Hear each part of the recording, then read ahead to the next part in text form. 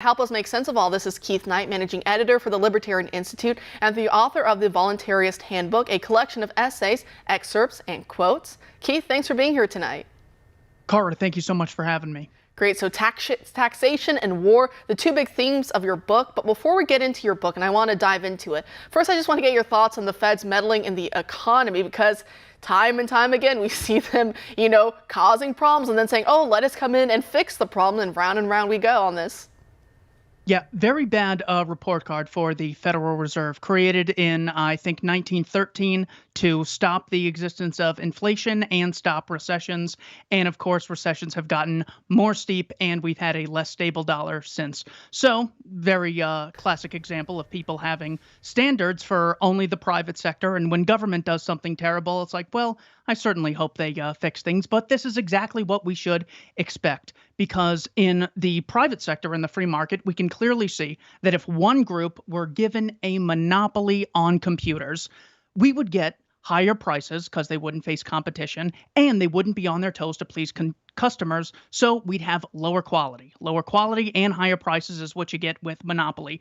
However, when it comes to the state granting the Federal Reserve a monopoly on the currency, as they did in 1913, well, then people are just shocked that all of a sudden they haven't kept the dollar stable.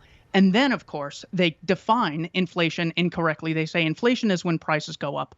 Notice, this doesn't differentiate from when there's a shortage of a good or service or when something's in demand versus when there's a drastic increase in the money supply. So the inflation is the increase in the money supply. The high prices are the result of this monetary expenditure. That is basically all I have on the Federal Reserve, that they should be open to competition just like any other organization. The reason they're bad is because they have a state-created monopoly.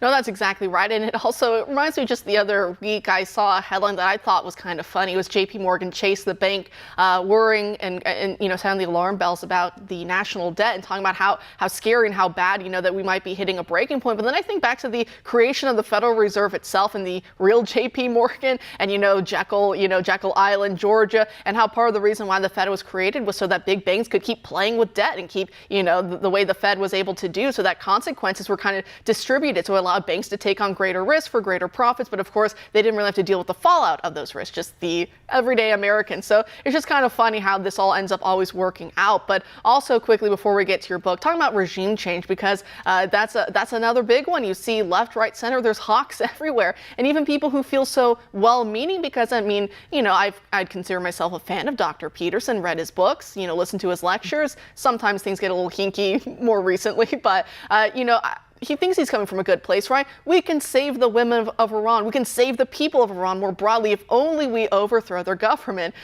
Your thoughts? My thoughts. Let me just make something up on the fly. Dr. Peterson, before we go into other countries, let's clean up our own rooms and make sure the rooms are clean before we go around trying to tell other people how the world should be run. Now, it's still important to have an objective sense of morality, that if I commit murder but do it in Iran, of course, I've still committed an unjust action, whether I do it in Iran or China or anywhere else. So having these principles, standing strong and saying right from wrong, is vitally important. But before getting into what should happen there, let's take a look at the last major justified war that the United States was involved in. In around October of 2001, the U.S. and NATO, late September, early October, the North American Treaty Organization declared Article 5, which is war, for the first time in, then it had to have been their 52-year history. Never going to war against the Soviet Union, NATO declared war against Afghanistan. And after tens of thousands of civilian deaths, thousands of dead American soldiers, trillions spent, tons of guys getting their limbs blown off, kids losing their parents, the Taliban took over in 11 days after 20 years. So he thinks that that is the organization that should go fix things up in Iran. And it's the same organization that says, look, we might have to go to war with the nuclear power Russia if they go into the Donbass region, and we might have to go to war with nuclear China if they go into Taiwan. The reality is we don't have the ability, knowledge, resources, courage, compassion to clean up South Phoenix, Chicago, and Baltimore. And they think we're going to have regime change and issue stability in Tehran and Taipei and Kiev. It is absolutely ridiculous. So that is the empirical justification for why you would oppose something. The war that they had every incentive to win, the Afghanistan war, was a complete debacle, not to mention Iraq, Syria, Yemen, and Libya. They never even get any airtime because they're so impossible to defend. So I think it's terrible. Also, this creates a cultural degradation that Peterson might appreciate, that whenever politicians or cultural figures see a problem in the world and they say, you know what, government should step in and do that. What the population hears is, instead of negotiating, instead of engaging in mutually beneficial trades, instead of trying to innovate and saying, what can we do to make freedom so attractive that those people want it for themselves, the government will just use the violence of F-15s or the police force. This leads to a population who is not keen on thinking about how to solve problems and is so quick to say, this upsets me, I'm going to call the police. I'm super triggered. I can't handle this. You've committed a microaggression against me. I now have to cancel you. So this is one of the aspects of snowflake culture that stops people from cognitively analyzing things in an in-depth way. So empirically, historically, and then morally, you're going to end up murdering innocent civilians every single time. I don't like Joe Biden. I don't want regime change in America coming from Canada, because then I could maybe just start defending Joe Biden, and that would be really bad. So those are my principled and empirical justifications to oppose U.S. intervention in Iran. Well, Keith, now I have to ask you, voluntarism, what is it? Why do we need a handbook for it? Explain your book for us. This is a philosophy which dares to take principles that we all hold for each other and apply them to the state. So, for example, many people will advocate a philosophy that says something like, thou shalt not murder and thou shalt not steal. However, whenever I ask people, should Joe Biden go to jail for murdering 7 children and 3 adults on August 29th, 2021 in Kabul? Because if I did that, obviously I'd be in jail. If Kara did it, or anyone else at OAN, they'd be in jail. If a priest did it, they'd be in jail. Why is there this double standard with Joe Biden or politicians in general? And you try to get to the root of what the real difference is between the state and the rest of society when it comes to something like taxation or military conscription, which Vladimir Zelensky instituted on February 24th of last year. Imagine if I tried forcing people to work for me in the most gruesome conditions, whether they wanted to or not. He did this for all men ages 18 to 60.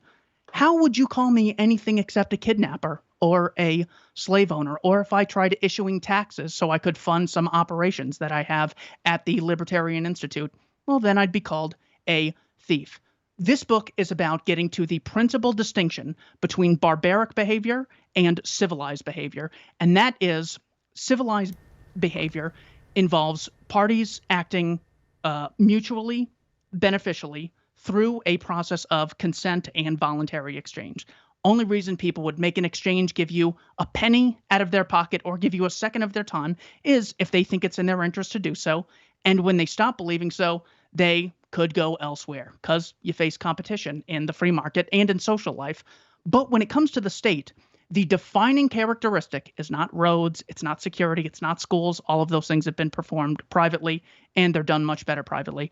What makes government a unique institution is it claims these rights to initiate violence against peaceful people to achieve their ends, a right that no one else has. So it makes perfect sense, whether it's Biden murdering civilians in Afghanistan or Trump murdering civilians in Yemen. People say, you know what, he should be impeached for having documents inside of his house. And Trump had a phone call that was very questionable. It's never the biggest thing. So the Voluntarist Handbook involves people no longer having a double standard for the state when it comes to war, taxation, and regulation through commerce. So that is my principled argument. Here are some empirical reasons to support a philosophy of libertarianism or voluntarism and voluntary exchanges.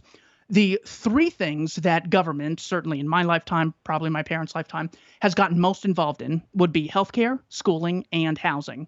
And what have we seen in those 3 sectors? We've seen a drastic increase, as anyone would expect. More subsidies and more regulation means producers are answering to politicians and they're not answering to consumers. they could care much less. Same with airlines with regard to Pete Buttigieg and the FAA.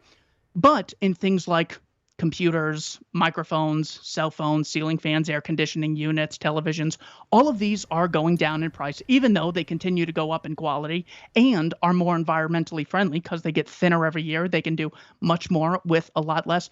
Those things are less regulated and less subsidized. So if you care not just about civilization and right and wrong, but if you care about the poor and the downtrodden and the vulnerable, you should also embrace this philosophy that is sometimes called libertarianism or voluntarism.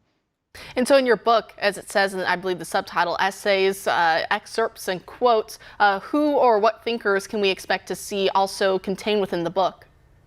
You can see people on the right, such as Joe Sobran. He was the senior editor right under William F. Buckley from the National Review. He was there for 18 years. He has a chapter titled The Reluctant Anarchist, where he says, look, I'm always big on government because government has a security force that keeps us safe. However, historically, if we look at the Franco-Prussian War, the World War, the Second World War, Vietnam, Korea. It seems like all of these terrible people are government. So yes, it's possible that there might be bad people in a free market society or one that didn't have a state, but there's always going to be bad people. The problem is when you have a state apparatus, the most evil people not only go there, it even allows good people to justify doing bad things under the guise of, I was just following orders, or don't blame me, the voters elected me, if they don't like me, they can do something else. So that is one of the insights from the right. From someone on the left, we have a guy, Sheldon Richman, one of my colleagues at the Libertarian Institute, and he says that the idea the great false dichotomy that people like Barack Obama put out is government is this thing in society that we all do together. And other things are things people do by themselves. And that's the dichotomy he lays out. It's a completely false one, because think that even if you are reading a book, you didn't write the book. You didn't chop down the tree to make the pages. You didn't make the ink. You're probably using a light bulb, and you didn't invent light bulbs. You don't generate your own electricity. You drove a car someone else made to get the book. We're constantly cooperating, even at the moment of doing something by ourselves. So the false dichotomy, things we do together versus things we do alone, that's ridiculous. What Sheldon Richman and the leftist mentality brings to this is we are constantly always cooperating. So recognizing this, should this cooperation be based on mutually beneficial voluntary exchanges, or should we give one group the right to monopolize coercing all others? And look how divisive it is. It's like, think of how Trump was a little divisive when he was running The Apprentice. There's this guy, he says you're fired, and he rubs it in, and that's not good. But no one was out screaming and protesting and saying the world's going to end and losing their minds and cutting off friendships because of what Donald Trump did in the private sector. It's what Donald Trump did in the public sector. Now, this is completely backwards to what progressives have told us the reality is. They say in the private sector, people are dangerous and predatory, and it's dog eat dog. But in the public sector, they work for us. It's the exact opposite, like almost everything else that progressives told me in school. So embracing the philosophy of a government which allows some people to initiate violence against peaceful people for purposes of taxes, for purposes of war and conscription and regulation. It's constantly dividing the populace amongst each other, making things much more hostile than they otherwise would be. They're constantly provoking black versus white, men versus women, rich versus poor, America versus Russia. There's no reason any of those groups should be against each other. What you could do is have a principle divide and say that people who engage peacefully and voluntarily in their lives are good people, and people that use coercion, theft, rape, kidnapping, assault, war, taxation, conscription, those are the bad people in society. So this book really does allow you to have a true sense of how people should be divided in the world. I mean, just imagine the Jehovah's Witness and the Mormons who come to my house and they say, look, man, there's bad news. You're on your way to going to hell for all of eternity, but we're going to give you the opportunity to not go there. And here's what you can do. And they respect me so much that if I say no, they will literally let me choose to burn in a fiery pit for all of eternity if I say no to them.